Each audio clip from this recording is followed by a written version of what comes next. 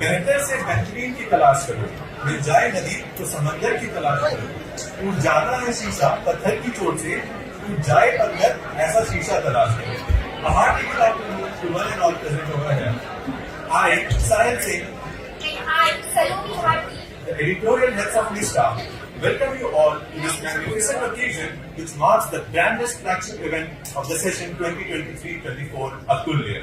The name itself explains its essence, illustrating the unrivaled spirit of Hansraj. we stand before you with hearts charging with fire and eyes twinkling with passion, representing the youth of today with the promise of a better future, reflecting in our motto, Nishtha Dhriti Satyam. With a steadfast commitment to cultivating exemplary leadership and unwavering dedication to societal betterment, NISTA stands at the forefront of catalyzing positive transformation. Today, we have assembled here to carry on with our flagship event, Atulya, in an ambience steeped in reverence and aspiration. तो आइए इस अतुल्य कार्यक्रम की शुरुआत करते हुए हम गौरवपूर्ण अनुभूति के साथ स्वागत करते हैं अपने मुख्य अतिथि वक्ता का, श्री रवि सिहाग.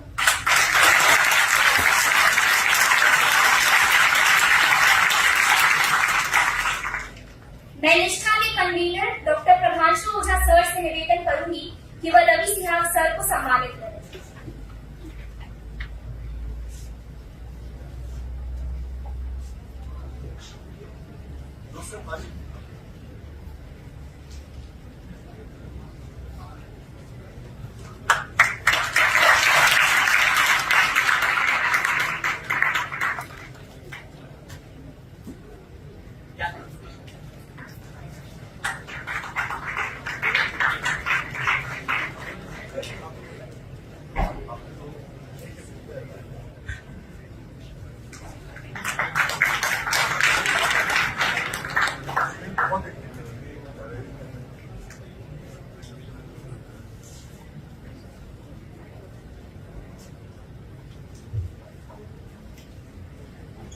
अपनी अदम्य इच्छा शक्ति और उत्कृष्टता की दृढ़ खोज के साथ श्री रवि सिहाग सर ने अपने पहले ही प्रयत्न में लोक सेवा की परीक्षा में ऑल इंडिया रैंक 337 लाकर अपनी कड़ी मेहनत का परिचय दिया, किंतु दृष्टिपूर्ण आंखों ने सपनों को कब त्यागा है. सर ने सफलता के पांवों को छूकर 2 बार और लोक सेवा की परीक्षा दी और इस प्रकार इस प्रतिष्ठित परीक्षा में 3 बार अपने मजबूत इरादों को साबित किया.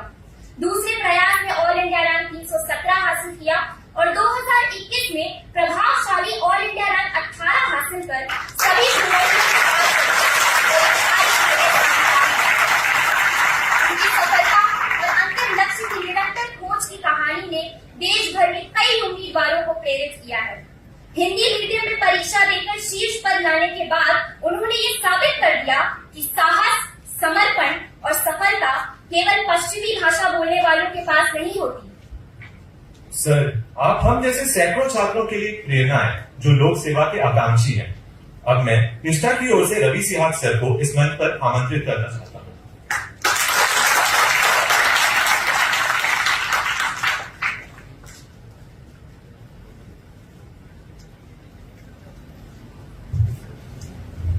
सभी को नमस्कार.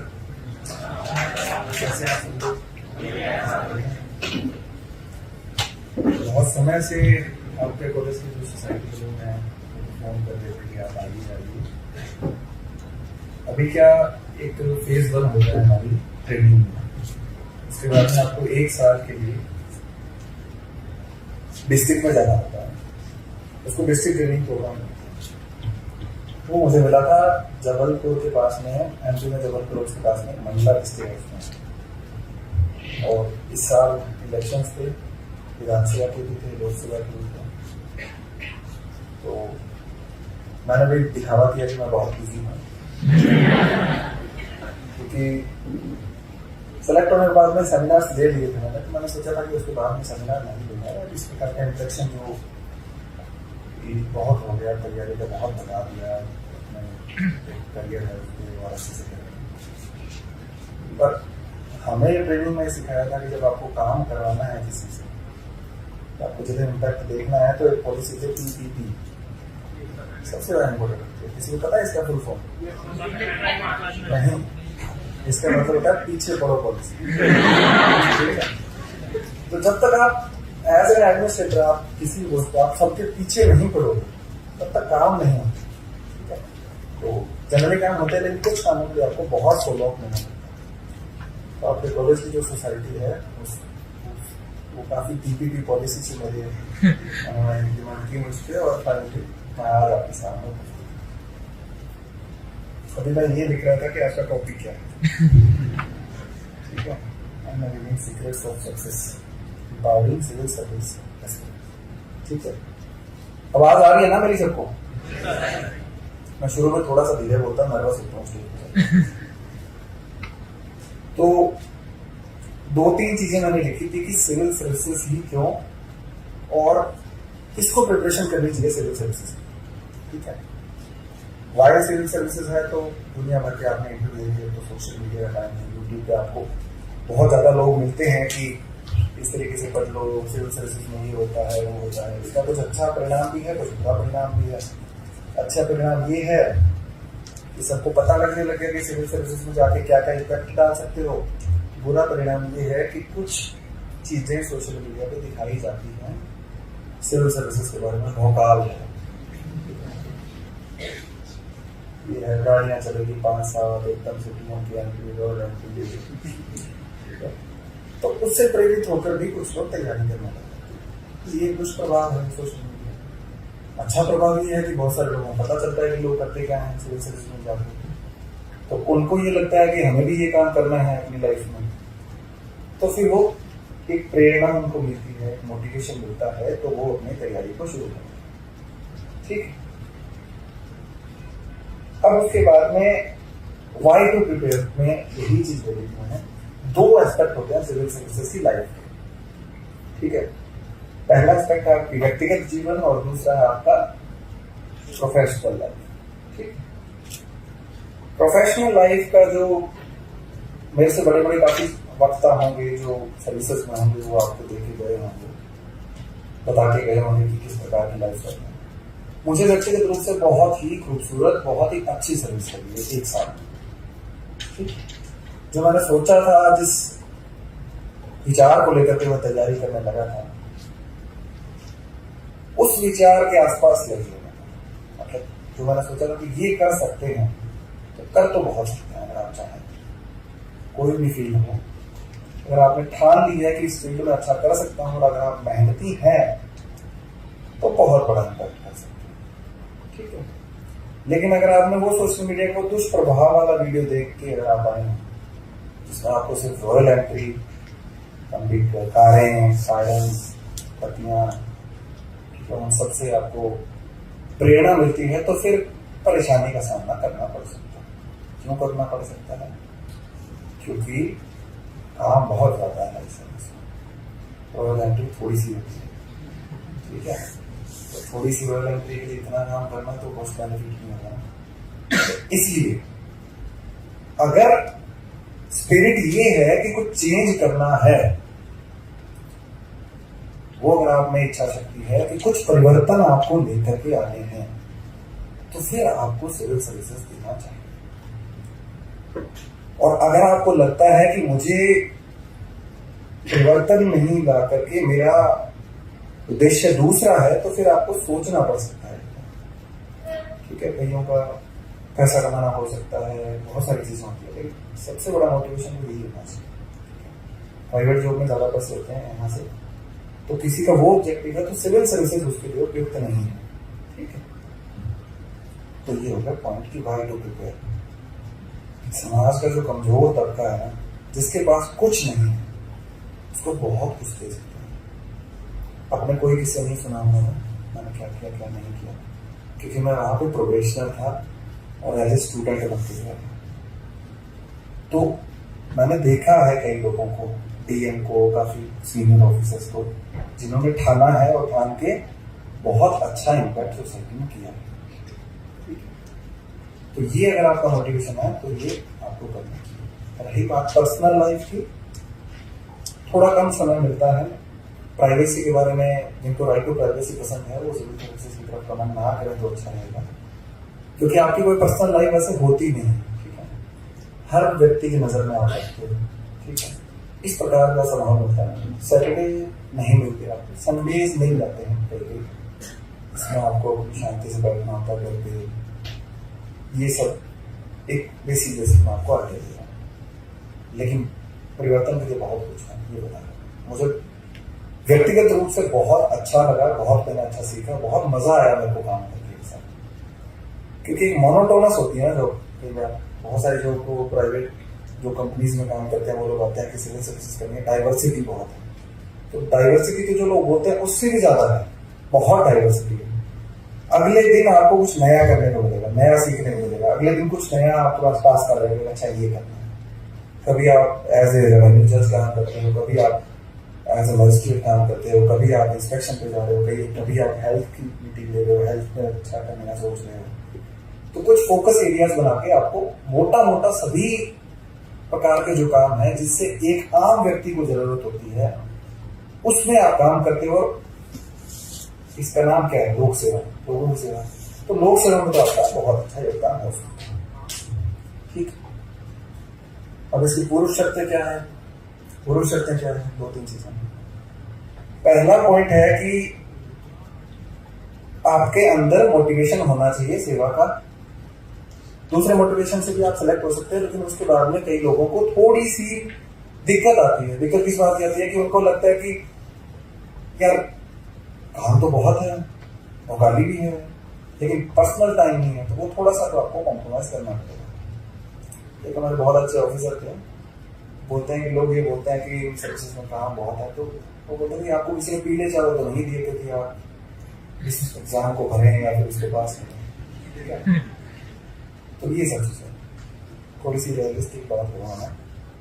दूसरी बात, तैयारी कहाँ से शुरू करनी है? तैयारी कॉलेज के दौरान शुरू कर सकते हैं, लेकिन कॉलेज टाइम की उसकी कॉस्ट पे नहीं है, ठीक है।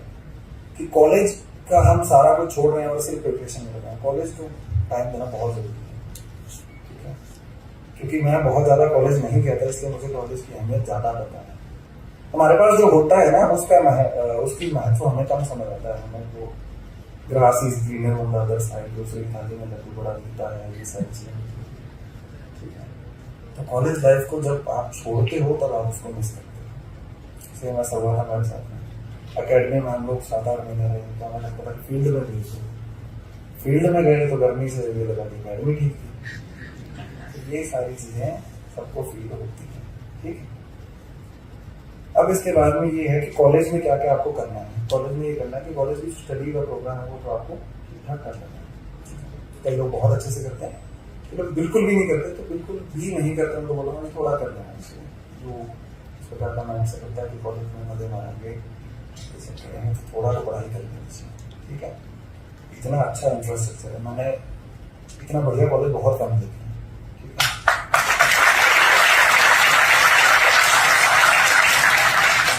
इतनी अच्छी आपके पास लाइब्रेरी है, इतनी बुक्स हैं। आपके जो लाइब्रेरी को संभालते हैं वो कह रहे थे कि बस बच्चे आके बता दें मुझे कौन सी बुक्स चाहिए, हम उनको अवेलेबल कराएंगे, ठीक है।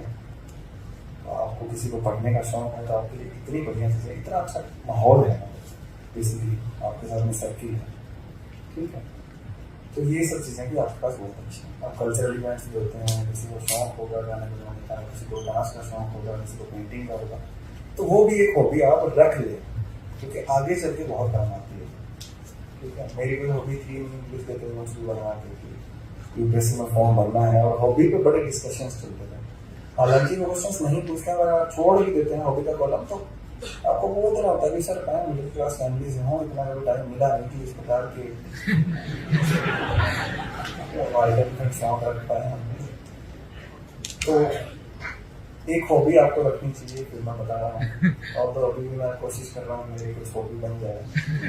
अक्सर कुछ भागदौड़ करने के लिए, कुछ जाने के लिए हॉबी में मान सकता हूँ कि इसमें मुझे अच्छा लगता है, ठीक है। तो ये कल्चरल इवेंट आपको काम करता है ताकि आपको ये सब चीजें। तीसरा, जो तैयारी है वो एक साइंटिफिक चीज से देखिए। आपको बहुत पढ़ के आप दिन में 12-15 घंटे पढ़ रहे हैं, क्योंकि आप निकाल देना, लेकिन अगर आपको समय बचाना है तो मेहनत थोड़ी सी उससे कम करनी है, जो आप पीक लेवल होता है मेहनत का उससे कम करनी है, तो थोड़ा साइंटिफिक रहना पड़ेगा। वो क्या क्या चीज़ें हैं, एक अपने स्वास्थ्य का ध्यान आपको रखना पड़ेगा, ठीक है। स्वास्थ्य से मतलब फिटनेस थोड़ा रखना पड़ेगा, फिट रहना पड़ेगा। फिट रहने का मतलब ये नहीं है कि आप जिम में जाके 4 घंटे वर्कआउट कर रहे हो, तो वेट उठा रहे हो फिर कोई इंजरी लेके आ रहे हो, वो नहीं करना। उसका मतलब है कि थोड़ा बहुत आप वॉक भी कर रहे हो आधा घंटा, तो वो भी फिटनेस की कैटेगरी में आ जाएगा, ठीक है। दूसरा, अच्छा खाना है। अब अच्छा खाने का मतलब ये नहीं है कि आप बस वेजिटेबल्स खा रहे हैं, उपवास रख रहे हैं। अच्छा खाना मतलब है नॉर्मल जो आप खाते हैं, बाहर का कम खा के, फास्ट फूड को अवॉइड करके, सारा ब्लड सर्कुलेशन करके यहाँ की माइंड को जितनी ऑक्सीजन में पहुंच रही है उन सब में नहीं जाऊँगा, बायोलॉजी की क्लास नहीं है। तो 2 चीज़ें आपको अच्छे से रखनी है। और तीसरा, आपको पता होना चाहिए कि मेरे मोटे मोटे टारगेट क्या है। मोटे मोटे टारगेट से मतलब टाइम टेबल बनाते होंगे लोग, आप में से कोई बनाता है टाइम टेबल पढ़ाई का? कोई बात नहीं, कॉलेज में मैं भी बनाता था, तो टाइम टेबल नहीं बना रहे हैं तो भी अच्छी बात है। लेकिन टाइम टेबल अगर आप बनाओ तो एक चीज बस ध्यान रखना कि इतना स्ट्रिक्ट टाइम टेबल मत बना लेना खुद के लिए कि फिर ये सोचने लगो कि यार इससे तो 2 महीने में सिलेबस पूरा हो जाएगा, फिर करेंगे क्या। ठीक है, टाइम टेबल रखना है व्यवहारिक, रियलिस्टिक, ठीक है। वो कैसे होता है कि आप ये टाइम टेबल बना लें, 12 बजे सोएंगे, 4 बजे उठेंगे, 4 से 8 ये पढ़ेंगे, 10 मिनट का ब्रेक लेंगे, उसमें चाय भी पियेंगे, वीडियोस भी देखेंगे। वो नहीं करना। अगर आपको कॉलेज से पढ़ना है तो 2-3 घंटे भी अगर आप निकाल लेंगे, 2 घंटे कॉलेज के दौरान बोल रहा है, लेकिन वो कॉम्प्रोमाइज नहीं करना है कि आप अपने दोस्तों का टाइम कॉम्प्रोमाइज कर रहे हैं। दोस्त बोल रहा है यार शाम को थोड़ी चाय पी जाते हैं ना, मेरे को तो तैयारी होगी, मैं तो इसी में करा। कॉलेज के टाइम की बॉन्डिंग है ना, वो हमेशा रहेगी, ठीक है। ये कर लिया आपने। उसके बाद में 3 चीज़ों का ध्यान रख लिया आपने, अच्छी हेल्थ रख ली, अच्छा आप थोड़ा सा अच्छा खा रहे हैं, और थोड़ा सा टाइम टेबल आपने मॉडरेट बना दिया कि भाई 1 महीने में मैं 2 सब्जेक्ट कंप्लीट कर दूंगा, उसके बाद में उनको वापस रिवाइज करूंगा, उसके बाद में दूसरे सब्जेक्ट उठाऊंगा। और आपका कॉलेज खत्म हो गया, आपने सोच लिया कि मुझे सेवा करनी है, भोपाली में इतना इंटरेस्ट नहीं है, तो आप आइए तैयारी करने लग जाए आप, ठीक है। तैयारी करने के दौरान 2 चीज़ें जरूरी है। पहला, आपको पता होना चाहिए कि आपके पास सिलेबस क्या है। हालांकि जो सिलेबस में लिखा है उससे बाहर भी बहुत पूछती है, लेकिन उतना अगर आप पढ़ लेंगे तो आपके सिलेक्शन हो जाए, ठीक है। सिलेबस उठा दिया आपने, सिलेबस उठा के उसको अच्छे से पढ़ लो कि क्या क्या है इसमें, ठीक है। उसके बाद में आपको प्रीवियस ईयर क्वेश्चन पेपर देखना। आपने हिस्ट्री उठा लिया कि आपको हिस्ट्री पढ़ना। हिस्ट्री में आपने चलो शुरुआत कर दी मॉडर्न इंडिया से। सबसे पहले डिवाइस भी उठाए, सिर्फ मॉडर्न इंडिया, उनको एक एक करके आपने देख लिया अच्छे से। उसके बाद में एनसीईआरटी उठा लिया आपने, उसको अच्छे से रिवाइज कर लिया। फिर दोबारा से एक बार और डिवाइस देख लिया, फिर एनसीईआरटी। 2 सब्जेक्ट उठाता था मैं जनरली, जैसे एक पॉलिटी उठा लिया, एक हिस्ट्री उठा लिया। उनके डिवाइस देख लिए, प्री और मेंस दोनों के। अब डिवाइस देखने का मतलब ये नहीं है कि आपको रटना है। जैसे मैंने एक 2 जगह बताया था कि डिवाइस देखना, वो कह रहे कि सर याद ही नहीं हो रहे, वो तो याद नहीं करना। और इसीलिए देखना है कि यूपीएससी किस तरीके से क्वेश्चन पूछता है, ठीक है। वो क्वेश्चन आपने देख लिए, फिर आप पढ़ोगे जब आपको पता चलेगा अच्छा ये वाली लाइन यहाँ से ऐसे बोल सकता है, ये स्टेटमेंट ऐसे वहां पे दे सकता है, ठीक है। यूज कर लिए, उसके बाद में आपको करना है स्टार्ट पढ़ाई। पढ़ाई स्टार्ट करने के बाद में मैं जनरली क्या करता था, सबका अलग अलग होता है, मैं एक बुक को 2 बार पढ़ता था। जैसे पॉलिटी की लक्ष्मीकांत उठा ली, तो लक्ष्मीकांत जब तक कंप्लीट होगी तो दोबारा से शुरू कर दूंगा उसको। बहुत बोरिंग काम होता है ये, तो बोरिंग करेंगे तभी कुछ अच्छा मिलेगा, ठीक है। 2 बार अगर आप पढ़ते हैं तो आपको कुछ बेसिक समझ आता है कि इस किताब में लिखा क्या है। फिर दो बार रिवाइज हो गया, फिर दूसरे सब्जेक्ट की 2 बुक्स उठा ली, उनको 2 बार पढ़ना है, फिर वापस से पहले जो 2 सब्जेक्ट थे उसकी तीसरी रीडिंग में आता था। मेरे लिए सिलेबस कंप्लीट करना मैटर नहीं करता था, हो जाएगा कंप्लीट आराम से, लेकिन जो क्रिया है उसको क्वालिटी से करना मैटर। तब आप कितनी जाती है क्रिया? 75 है इस बार। अगर सिलेबस कवर करके आप 200 नंबर तो लाने नहीं है आपको, ठीक है। तो प्री क्लियर करने के लिए आपको शांति से बस जो पढ़ रहे हो उसको क्वालिटी से करना। 4-5 सब्जेक्ट में बता देता हूँ, history, geography, economy, polity, 4 subject ऐसे हैं जो प्री पास करवाते हैं। करंट अफेयर्स का बहुत पीछे लोग लगे रहते हैं, करंट अफेयर्स नहीं हो रहा, ये कहाँ से पढ़ें, वो कहाँ से पढ़ें। करंट अफेयर्स के लिए मैंने भी न्यूज़पेपर नहीं पढ़ा था, मैगजीन पढ़ी थी एक, और कई बार वेबसाइट खोल लेता था, कोचिंग की जैसे प्रेस्टीज खोल दी मैंने, उसमें से जो न्यूज़ आ रही है उसको देख लिया, क्योंकि हिंदी में वैसा न्यूज़पेपर था नहीं, और इंग्लिश में मेरे को थोड़ा उस टाइम पे वो तो होता है ना, हिंदी मीडियम में स्टूडेंट इंग्लिश में थोड़ा ज़्यादा टाइम तो लगेगा, तो मैं वर्ड मीनिंग सर्च करते जा रहा हूँ, पहले डिक्शनरी बोलो, फॉर्म में दो, इसका क्या मीनिंग है, फिर उसको लाइन से करो, इतना समय नहीं होता था, तो ये करता। ठीक है, उसके बाद में जब अच्छे से रिवाइज हो जाए, तो जब आपको लगता है कि मेंस के आपने पीवाईक्यूज देखे हैं, उसके हिसाब से कुछ टॉपिक्स हैं उनको आप नोट्स बना सकते हैं 3 रीडिंग के बाद में। 3 रीडिंग से पहले नोट्स बनाएंगे तो नोट्स में क्या चीजें लिखते हैं हम लोग, जो इम्पोर्टेंट होता है वही लिखते हैं। पहली रीडिंग में सब इम्पोर्टेंट लगता है हमें, पूरी किताब इम्पोर्टेंट, सब कुछ नया नया है, तो हमेशा 3 रीडिंग के बाद में नोट्स बनाने चाहिए। ठीक है, और एक आंसर राइटिंग में भूत मत चढ़ाना कि सर अब तैयारी शुरू कर लिया, आंसर राइटिंग कब से स्टार्ट करें। आंसर राइटिंग एक बार आप सिलेबस कंप्लीट कर लेना अपना अच्छे से, फिर आंसर राइटिंग करना, क्योंकि यूपीएस क्या हो गया, मल्टी डिसिप्लिनरी हो गया। ठीक है, एक इकोनॉमिक्स का क्वेश्चन पूछे आपको हिस्ट्री लेके आनी पड़ेगी, तो जब आप बहुत अच्छे से मल्टी डिसिप्लिन वाला आंसर नहीं लिखेंगे तब तक आपके आंसर में मार्क्स नहीं मिलेंगे। ठीक है, छोटी छोटी चीज 3-4 मैंने बता दी पॉइंट, कैसे तैयारी शुरू करनी है, उसके बाद में कैसे आपको सिलेबस करना है, पीवाईक्यूज देखने हैं, और किस तरीके से तैयारी का एंगल रखना है। रोज अगर 1 घंटा का 45 मिनट्स भी आप न्यूज़पेपर आप किसी को पढ़ना है तो पढ़ सकता है, अच्छी बात है न्यूज़पेपर। अगर वो नहीं पढ़ सकता तो कोई वेबसाइट फॉलो कर लो, आजकल यूट्यूब पे हर डेली न्यूज़पेपर एनालिसिस होता है, वो कर लो, और एक मैगजीन पढ़ लो कोई भी कोचिंग की। ठीक है, एक मैगजीन पढ़ लो तो दोनों में करंट अफेयर्स चल जाएंगे। बहुत ज्यादा करंट अफेयर्स पढ़ने का कोई औचित्य नहीं है, आप लिख सकते हैं एक बार अपने नोट्स में। ठीक है, ये होगा। उसके बाद में ऑप्शनल चूज करना है। बहुत लोग बोलते हैं ऑप्शनल कैसे चूज करें, ऑप्शनल में दिक्कत आती है।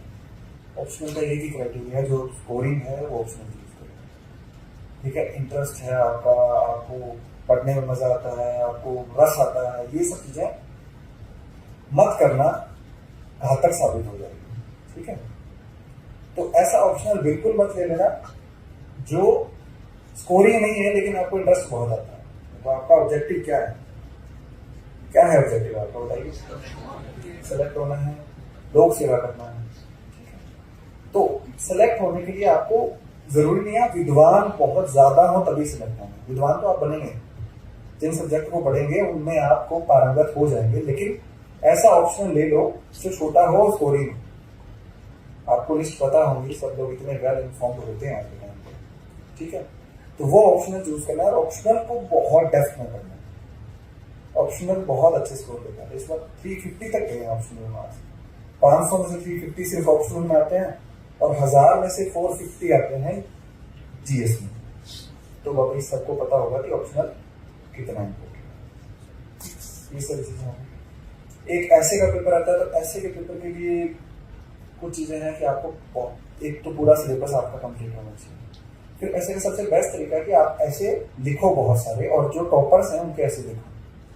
ठीक है, मैंने हिंदी मीडियम में कुछ टॉपर्स कैसे लिखे थे, कुछ इंग्लिश मीडियम में लिखे थे। तो एक प्लॉट होता है ना, प्लॉट, आप उसको कितना बांध पाते हो, आपका बिखराव नहीं होना चाहिए। आपने शुरू कहाँ से किया, फिर इधर जा रहा है, फिर इधर जा रहा है, फिर इधर, थोड़ा इधर उधर जाएगा तो वो बढ़िया है, लेकिन अंत में उन सभी प्लॉट को बांधने की कला होनी चाहिए। वो दो इस लेक्चर में मैं आपको नहीं बता पाऊंगा कि कैसे बांधते हैं, क्योंकि ये तो प्रैक्टिस से होगा। वो रहीम का दोहा है कि जो जानत है सो बोलत नहीं, बोलत है सो जानत नहीं। जिसको पता है तो वो बोल नहीं सकता, जो बोल रहा है उसको पता नहीं। तो प्लॉट बांधने की कला तो आपको अपनी प्रैक्टिस से ही आएगी। अब उसमें आप एग्जाम्पल्स डाल सकते हो, जैसे शायरी डाल सकते हो, आप कोई अच्छी कोटेशंस डाल सकते हो, आप कोई पोएट्री डाल सकते हो, हिंदी इंग्लिश। ऐसा नहीं है इंग्लिश मीडियम का व्यक्ति है तो शायरी नहीं लिख सकता, शायरी इंग्लिश में लिखो ना, रोमन में लिखो। ठीक है, शायरी लिखो, कुछ अच्छी बुक्स के रेफर करो, बुक्स को कोट करो। ये सारा मटेरियल आप अगर थोड़ा सा मेहनत करेंगे तो बुक्स की जो आती है ना समरी, उसमें से आप देख लो, बुक्स की कुछ समरी लिख लो, फिर आपको पता लग जाएगा। एजुकेशन में आएगा तो ये वाली बुक कोट करनी है, हेल्थ पे आएगा तो किसी ने हेल्थ में बहुत अच्छा लिखा है, बच्चे से लिखा है तो वो वाली बुक कोट करनी है। इन्वायरमेंट पे आएगा तो वो वाली बुक कोट करनी है।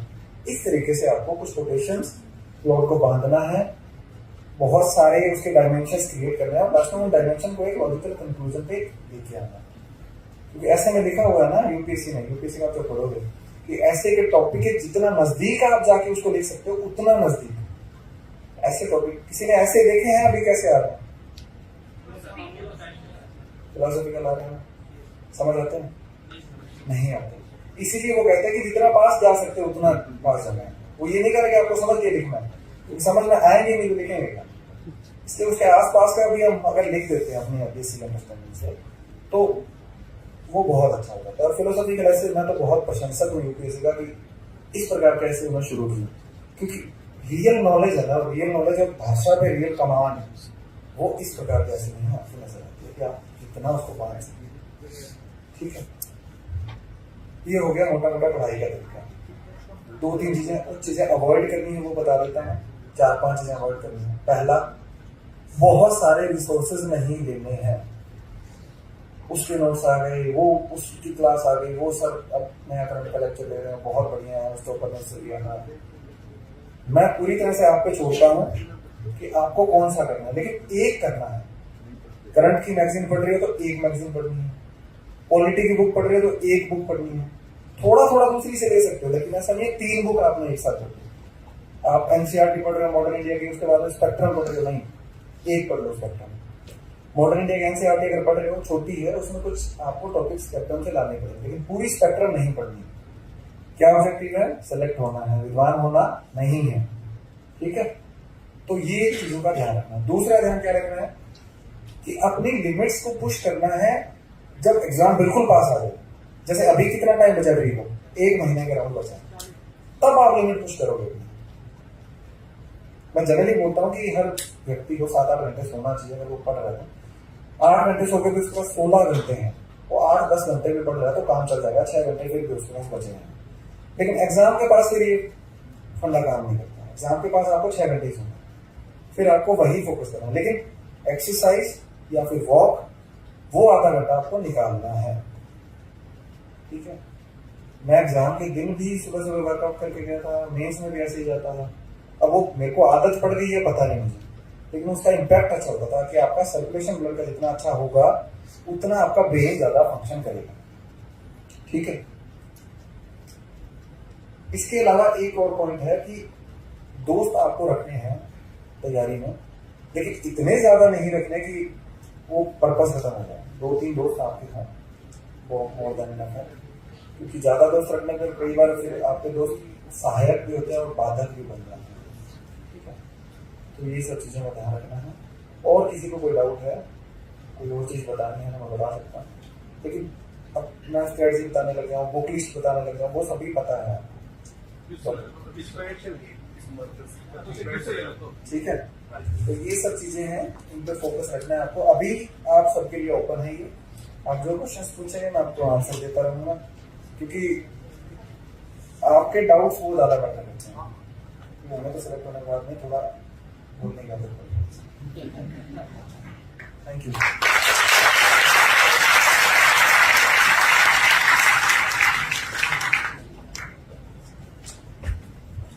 हम सब आपकी ज्ञानवर्धक बातों के लिए हृदय से आपका पूर्ण आभार व्यक्त करते हैं सर। आपका सार्वजनिक सेवा के प्रति समर्पण और देश के प्रति प्रतिबद्धता हम सभी के लिए उत्प्रेरणा का कार्य करता है। We are truly honored to host a persona such as you. Now we call on the audience to put forth their queries.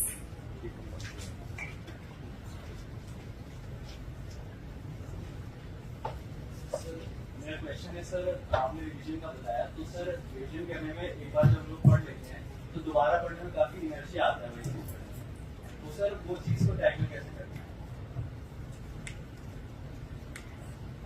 देखो इनर्शिया तो आएगा ही यार बना भी तो तुम्हें क्या रहे हैं। अगर बहुत इजी होता कि वो होती तो फिर तो सारे ही कर देते ना। तो जो इस चीज से लड़ेगा वही निकलेगा कोई शॉर्टकट नहीं है। पिछली बार भी 1-2 बार मैंने लिया था कि सर याद नहीं होता उसकी इसकी अगर कोई दवाई होती तो मैं खाता सबसे पहले कोई दोस्तों को बताता सीक्रेट होता तो कोई राज नहीं है। इनर्शिया यही है कि उसको दोबारा से एक दिन बैठ जाओ सुबह सुबह बढ़िया अगर चाय कॉफी पीते हो तो या नहीं पीते हो तो बैठ जाओ लग जाओ 2-3 चैप्टर में इनर्शिया आएगा उसके बाद में वापस से तुम्हारा सही होता है। तो शुरू के 3-4 चैप्टर करने में मुश्किल होता है और जो चैप्टर मुश्किल है उनको सबसे पहले कर दो कि तुम्हारा ब्रेन ट्रेन हो जाएगा इस प्रकार के इनर्शिया को डील करने में। कि जो टॉपिक्स हार्ड है ना उसको पहले करो, ब्रेन ट्रेन हो जाएगा। अगर हमेशा हार्ड टॉपिक को छोड़ते रहोगे ना तो फिर वो छूटते ही रहेंगे। ठीक है, हिंदी मीडियम में स्टूडेंट और इंस्टीट्यूट ज्वाइन कर लिया हूँ सर। अब ये नहीं समझ में आ रहा कि वो इंस्टीट्यूट वाले 22 महीने 24 महीने ले रहे हैं। अब फिर वो बोलते हैं कि अभी साल भर मेहनत करो, प्रैक्टिस करो, ये करो वो करो, ये चलती रहती है। अब हम लोगों को लग रहा है कि इतना तो हम खुद से कर सकते थे, इंस्टीट्यूट के चक्कर में पड़ के हम लोग फंसे महसूस कर रहे हैं। तो अब ये नहीं समझ आता कि इंस्टीट्यूट के थ्रू चले, अपनी स्ट्रेटेजी बनाए खुद से, तो ये नहीं समझ आता है कि करें क्या। एक तो फंसा महसूस कर रहे हैं, ऊपर से 2-3 साल की एनर्जी अपने इंस्टीट्यूट को दे दी है। अब क्या करेंगे नहीं समझ आता। और 21 वाला एग्जाम दिए थे, मेंस भी लिखे थे, अब सबसे पीटी क्वालिफाई हो रहा है, अब क्या करें। पीटी तो इस बार का क्वालिफाई इसलिए नहीं हुआ क्योंकि सबको पता है बहुत मुश्किल सीजन है, और जो कैट जो क्लियर करते हैं उनका नहीं होना, कुछ कई लोग होना। दूसरा है कि देखो, तुम अगर उसको छोड़ सकते हो तो छोड़ दो, नहीं छोड़ सकते तो जैसा मैंने बताया कि ग्रास इज ग्रीनर होता है 10 साल। जीन पॉल सार्त्रे नाम का फिलोसफर था, उसने कहा कि आप 2 ऑप्शन चूज करते हो, A and B. A is 60 good 40 bad, B is 40 good 60 bad. A choose करेंगे सारे के सारे लोग। जब ए चूज करेंगे ना तो हमें बी के 40 अच्छे अच्छे दिखेंगे, ए वाले नहीं दिखेंगे कभी। ठीक है, तो एक माहौल भी चलता है, या तो ग्रुप का माहौल चलता है कि यार वो तो खराब है, कोचिंग वाले भी निकालते हैं और सेल्फ स्टडी करते हैं वो भी निकालते हैं। ऐसा नहीं है कि कोचिंग जो करता है वो निकाल नहीं पाता या कोचिंग वाले बिल्कुल बनाते हैं, नहीं पढ़ाते हैं। ठीक है, तो मैंने तो जैसे जीएस खुद से किया था तो कर लिया था, कोचिंग में होता तो कोचिंग वाला पढ़ के करता। लेकिन इसका मतलब ये नहीं है कि आप उसको इस तरीके से परसीव करते रहो कि अब मैं थका सा महसूस कर रहा हूँ, मेरी लाइफ खराब कर दी इसने। उन्होंने कुछ तो कॉन्सेप्ट बिल्ड किए होंगे। ठीक है, तो वहां तक ही उनकी चीजें लो जहां तक तुम्हारा रैशनल माइंड एक्सेप्ट करना चाहता है। ठीक है, उतना भी बुरा नहीं, अगर तुम तटस्थ होकर सोचोगे तो कोचिंग ने इतना भी नुकसान नहीं किया किसी का। ठीक है, मैं किसी को यहाँ पे वो तो करने आया नहीं, मैं बस ये कहना चाह रहा हूँ कुछ अच्छी बातें उसमें भी होगी। अगर तुम्हें लगता है कि वो ज्यादा टाइम वेस्ट कर रहे हैं तो छोड़ के तुम जो बुक लिस्ट है, जो तैयारी करते हैं वहां से लेके खुद से प्रिपेयर करो और सीसेट पे फोकस करना शुरू करो, क्योंकि सीसेट की वजह से एग्जाम रुक रहे हैं। पिछले 2 सालों में कट ऑफ जो कम गया है वो सीसेट की वजह से गया है। ठीक है, और मैथ्स बहुत हार्ड आई है। ठीक है, तो उनको वहीं तक एक्सेप्ट करो जहां तक तुम्हारा ब्रेन चाहता है कि एक्सेप्ट करो, कि हमें किसी ने बाध्य नहीं किया है वहां पे क्लास ज्वाइन करने। अगर तुम्हें लगता है कि कोई सब्जेक्ट, जैसे मान लो इकोनॉमिक्स अच्छा पढ़ा है तो इकोनॉमिक्स वहां से पढ़ लो। तुम्हें लग रहा है कि ज्योग्राफी में खुद से अच्छे से कर सकता हूँ तो ज्योग्राफी खुद से कर। ठीक है, बाध्य नहीं होना किसी। ठीक है, हेलो सर, मेरा नाम जतिन दरवंदा सर। मेरा क्वेश्चन है कि सर जैसे विगत वर्षों में हम देख रहे थे यूपीएससी का जो रिजल्ट है, रैंक है, लगातार बढ़ रहे थे और सिलेक्शंस भी बढ़ रहे थे। लेकिन प्रेजेंट टाइम में जैसे हम 2023 का रिजल्ट देखें तो इसमें सिलेक्शन और रैंक लगातार कम हो रहे हैं। तो सर इसमें क्या होता है कि हिंदी माध्यम के जो बच्चे हैं, हिंदी माध्यम के लिए बोल रहा हूँ स्पेशली, हिंदी माध्यम के बच्चे देखते हैं कि हम हिंदी माध्यम से हैं, सिलेक्शन भी नहीं हो रहे, लगातार कम होते जा रहे हैं सिलेक्शन और रैंक भी कम होते जा रहे हैं। तो सर इससे हमारा कॉन्फिडेंस लेवल भी टूटता है और फिर हम देखते हैं हिंदी माध्यम से रहना ठीक है या गलत है। 55 बच्चे सिलेक्ट हुए थे ना जो पिछली बार जिनकी रैंक से उसमें से 13 बच्चों को फ्री मिला था इस बार, सिर्फ 13 बच्चों का। तो हमें डिमोटिवेट होना है तो पहले कारणों की जांच पड़ताल कर ले। ठीक है, कि क्यों कम हुआ था, क्यों नहीं हुआ था। हिंदी मीडियम के लोग कितने एग्जाम देते हैं मतलब। ठीक है, एटलीस्ट तुम्हारे पास 2-3 साल का है तो सही कि ट्रैक रिकॉर्ड अच्छा है। तो प्री बहुत बड़ा मेजर रोल था। हिंदी मीडियम के स्टूडेंट कहाँ से आएंगे? जनरली ह्यूमैनिटीज के बैकग्राउंड से आते हैं। इंजीनियर्स बहुत कम हिंदी मीडियम के होते हैं, डॉक्टर्स बहुत कम हिंदी मीडियम होता है। डीयू में पढ़ते हैं तो फिर धीरे धीरे इंग्लिश मीडियम में पारंगत हो जाते हैं। तो डीयू से पढ़ के भी बहुत कम लोग हैं, कई लोग इंग्लिश में मूव कर जाते हैं। तो हिंदी मीडियम का जो पूल है टैलेंट का, मैं ये नहीं कह रहा कि बाकी बच्चे उतने हैं, लेकिन आप देख लो कि जिसका बहुत इंटेलिजेंट बच्चे होंगे IITs में जाएंगे, वहां से सीधा यूपीएससी करना शुरू कर देंगे। तो जो पूल है ना वो कम बच जाता है हमारे पास, और पूल कम बचेगा उतना ही कम सिलेक्ट होंगे। फिर सीसेट इतना हार्ड आ गया, इतना हार्ड सीसेट होगा तो कैसे सिलेक्ट होंगे? 13 बच्चे 55 में से जो फाइनल में सिलेक्ट हो चुके हैं उनका प्री नहीं निकला। प्री में उनके जीएस में 100 प्लस थे, और सी सेट में 66 मार्क्स नहीं आ पाए, इसलिए तो डीमोटिवेट वहीं तक होना है जहां पे बिल्कुल आपको लगे कि सब कुछ खत्म ही कर दिया है। लाइक 2 इस बार भी 53 रैंक आई है किसी की, उसमें जीएस हिंदी में लिखा है, ठीक है, बहुत सारे लोग हैं। उसके अलावा लगभग 40-45 सिलेक्शन तो हुए हैं, मेरे टाइम पे 18 हुए थे, ठीक है, तो तुम्हारे पास बढ़िया है, तो डिमोटिवेट नहीं होना है, अच्छे से दिया। Good afternoon sir. सर मेरा क्वेश्चन सीसेट के रिगार्डिंग है, what is the right time to start preparing for CSAT, क्योंकि मेरा मैथ्स वीक है और तो मेरे को बस तो मैथ्स से डर लगता, समझ ही नहीं आती कैलकुलेशन